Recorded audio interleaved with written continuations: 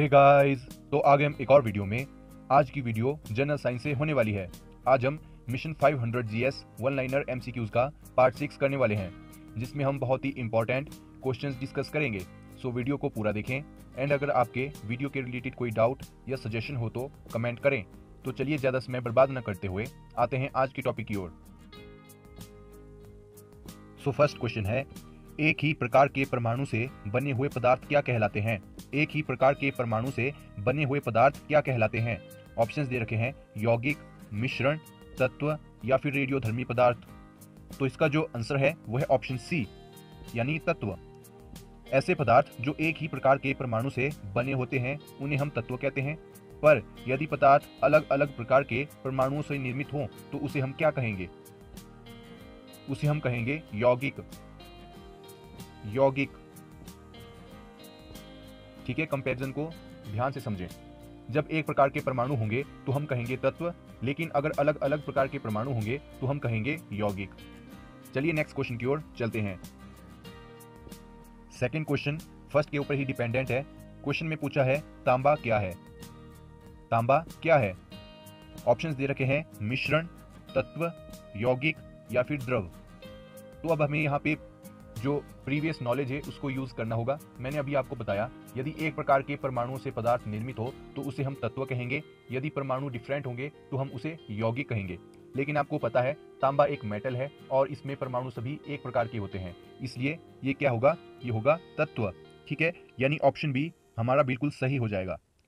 चलिए बढ़ते हैं नेक्स्ट क्वेश्चन की ओर। थर्ड क्वेश्चन है, हाइड्रोजन के दो परमाणु ऑक्सीजन के दो परमाणुओं से मिलकर क्या बनाते हैं? हाइड्रोजन के दो परमाणु ऑक्सीजन के दो परमाणुओं से मिलकर क्या बनाते हैं? ऑप्शंस दे रखा है जल, हाइड्रोजन ऑक्साइड, हाइड्रोजन पेरोक्साइड या फिर इनमें से कोई नहीं। तो आपको क्वेश्चन में पूछा गया है हाइड्रोजन के दो और ऑक्सीजन के दो। जब ये दो परमाणु मिलके किसी पदार्थ को बनाते हैं, ठीक है, उसको हम क्या कहेंगे? तो जो इसका आंसर है वो है ऑप्शन सी, यानी हाइड्रोजन पेरोक्साइड। इसका फॉर्मूला मैंने आपको बता दिया H2O2। अब हाइड्रोजन पेरोक्साइड का यूज कहाँ होता है ये जान लेते हैं। इसको एज अ एंटीसेप्टिक यूज किया जाता है। इसका यूज इन्फेक्शन को प्रिवेंट करने, जैसे माइनर कट्स हो गए, स्क्रैप्स हो गए, बर्न हो गया, वहां पे इसका यूज किया जाएगा, ठीक है। चलिए बढ़ते हैं नेक्स्ट क्वेश्चन की ओर। क्वेश्चन नंबर 4, किसी पुरानी लकड़ी के टुकड़े की उम्र का निर्धारण निम्न में से किसके द्वारा किया जाएगा? किसी पुरानी लकड़ी के टुकड़े की उम्र का निर्धारण निम्न में से किसके द्वारा किया जाएगा? ऑप्शंस दे रखे हैं कार्बन एजिंग, कार्बन डेटिंग, रेडियोधर्मिता या फिर रेडियो तरंगे। बहुत ही इंटरेस्टिंग क्वेश्चन है, तो चलिए इसका आंसर जान लेते हैं। इसका आंसर है ऑप्शन बी, यानी कार्बन डेटिंग। इसको रेडियो कार्बन डेटिंग और कार्बन 14 डेटिंग के नाम से भी जाना जाता है। कार्बन 14 कार्बन का आइसोटोप है, as you all know. Carbon dating हमें सिर्फ ये बताती है कि वुडन पीस कब अलाइव था, एंड उसके बाद हम उस पीस पर बनी रिंग्स को काउंट करते हैं, जिससे हमें जो एज है वो मिल जाती है। चलिए नेक्स्ट क्वेश्चन की ओर चलते हैं। क्वेश्चन नंबर 5, निम्नलिखित में से किसमें लोहे का क्षय शीघ्र होता है? निम्नलिखित में से किसमें लोहे का क्षय शीघ्र होता है? ऑप्शन दे रखे हैं शुद्ध जल में, शुद्ध ऑक्सीजन में, हवा तथा नमी में, हवा तथा अशुद्ध जल में। तो इसका जो आंसर है वह है ऑप्शन डी, यानी हवा तथा अशुद्ध जल में। अब ये अशुद्ध जल क्या होता है? तो चलिए सबसे पहले तो अशुद्ध जल और शुद्ध जल में अंतर जानते हैं।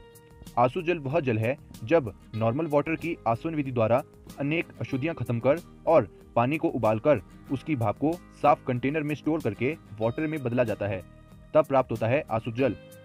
लेकिन ये पानी पीने योग्य नहीं होता है, क्योंकि इसमें जीवन के लिए आवश्यक लवण अनुपस्थित होते हैं, जबकि शुद्ध पानी पीने योग्य होता है। परंतु हाँ, इसमें भी इम्प्योरिटीज को डिफरेंट मेथड्स द्वारा रिमूव किया जाता है। अब आते हैं प्रश्न पे। नो डाउट नॉर्मल वाटर भी आयरन को डैमेज करता है, but as I said before, अशुद्ध जल यानी डिस्टिल्ड वाटर, इसमें मिनरल्स की अब्सेंस होती है, सो उसकी टेंडेंसी रहती है कुछ भी ग्रहण करने की, जिस भी सरफेस के साथ ये टच करता है, ताकि जो एक बैलेंस है उसको मेंटेन किया जा सके। So as it comes in the presence of iron, to maintain balance it burns iron fastly then normal water. तो चलिए बढ़ते हैं नेक्स्ट क्वेश्चन पे। नेक्स्ट क्वेश्चन पे आने से पहले अगर आपको वीडियो पसंद आ रही है तो आप वीडियो को लाइक कर सकते हो। अगर आपको वीडियो यूजफुल लग रही है तो आप इसे अपने दोस्तों में भी शेयर कर सकते हो। और अगर ऐसे ही interesting and informative videos regular basis पर पाना चाहते हो तो चैनल को सब्सक्राइब कर सकते हो। इस वीडियो की PDF आपको हमारे टेलीग्राम ग्रुप से मिल जाएगी। तो चलिए बढ़ते हैं नेक्स्ट क्वेश्चन की ओर। क्वेश्चन नंबर 6, कौन सा पदार्थ यौगिक है? कौन सा पदार्थ यौगिक है? ऑप्शन दे रखे हैं चांदी, जल, हाइड्रोजन, ऑक्सीजन। यहां पर चांदी, हाइड्रोजन और ऑक्सीजन एक प्रकार के ही परमाणुओं से बने हैं, सो ये तत्व कहलाएंगे। एंड जल 2 प्रकार के परमाणुओं से बना है, इसलिए ये हुआ यौगिक। सो ऑप्शन बी हमारा बिल्कुल सही हो जाएगा, जल एक यौगिक है। बढ़ते हैं नेक्स्ट क्वेश्चन की ओर। क्वेश्चन नंबर 7, सोडियम तथा क्लोरीन के संयोग से कौन सा यौगिक बनता है? सोडियम तथा क्लोरीन के संयोग से कौन सा यौगिक बनता है? ऑप्शंस दे रखे हैं शर्करा, नमक, ग्लूकोज या फिर सेलुलोज। शर्करा यानी शुगर, जिसे सुक्रोज भी कहते हैं, इसका केमिकल फॉर्मूला है C12H22O11। तो यहाँ पे आप देख सकते हो ना तो सोडियम है ना तो क्लोरीन। नमक पे आते हैं तो नमक का केमिकल नेम है सोडियम क्लोराइड और इसका फॉर्मूला है NaCl। यहाँ पे सोडियम भी है और क्लोरीन भी, इसलिए हमारा ऑप्शन बी बिल्कुल सही हो जाएगा। चलिए बाकी के बारे में भी जान लेते हैं। ग्लूकोज की बात करें तो ग्लूकोज का केमिकल फॉर्मूला है C6H12O6, ये हो गया ग्लूकोज। सेलुलोज की बात करें तो सेलुलोज का फॉर्मूला है C6H10O5N। ठीक है, N इसके साथ मल्टीप्लाई हो रहा है। ये सारे यौगिक हैं, ठीक है, अलग अलग परमाणुओं से मिलकर बने हैं तो यौगिक कहलाएंगे।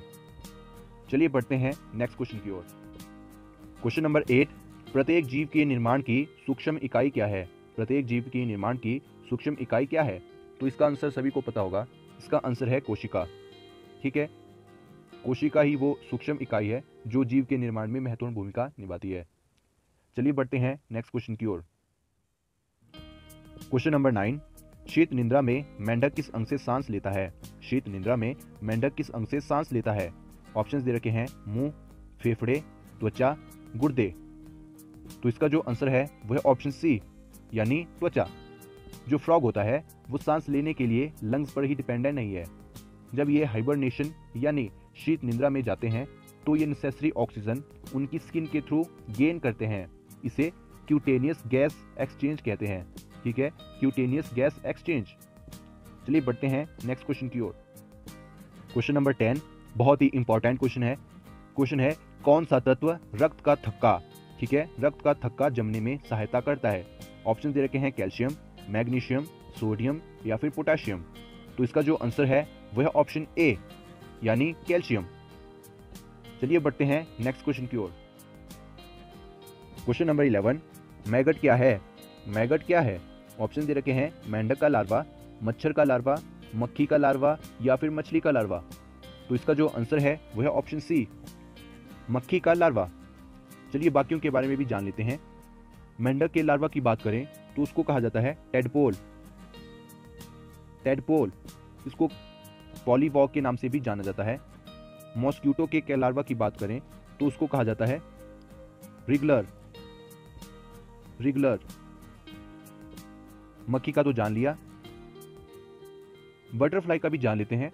बटरफ्लाई का जो लार्वा होता है उसको कहा जाता है कैटरपिलर, और लास्ट में फिश के लार्वा को कहा जाता है हैचलिंग, या फिर इसको लार्वा ही कहा जाता है। ठीक है, तो चलिए बढ़ते हैं नेक्स्ट क्वेश्चन की ओर। क्वेश्चन नंबर 12, मछली पालन को क्या कहा जाता है? मछली पालन को क्या कहा जाता है? ऑप्शंस दे रखे हैं हॉर्टिकल्चर, एग्रोकल्चर, पीसीकल्चर या फिर सेरिकल्चर। तो इसका जो आंसर है वह ऑप्शन सी, यानी पीसीकल्चर। हॉर्टिकल्चर में फ्रूट, वेजिटेबल्स एंड फ्लावर के ग्रोथ के रिलेटेड वर्किंग होती है। एग्रोकल्चर और एग्रीकल्चर बोथ फार्मिंग से रिलेटेड हैं। ठीक है, सेरिकल्चर की बात करें तो इसमें आता है natural process of silk formation. चलिए बढ़ते हैं नेक्स्ट क्वेश्चन की ओर। क्वेश्चन नंबर 13, रक्त को शुद्ध करना कौन से मानव अंग का कार्य है? ठीक है, रक्त को शुद्ध करना कौन से मानव अंग का कार्य है? ऑप्शन दे रखे हैं यकृत, वृक्क, हृदय फेफड़े।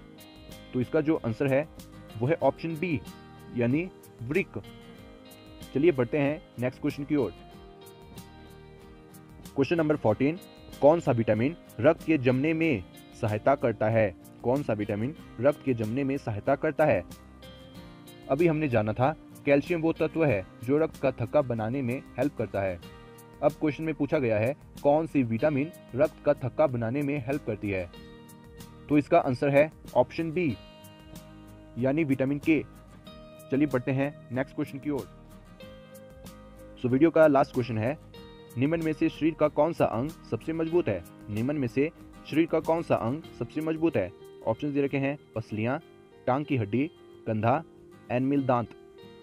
तो इसका जो आंसर है वह ऑप्शन डी यानी एनमिल दांत। एनमिल दांत दांत का आउटर पार्ट है जो शरीर का सबसे मजबूत पार्ट है।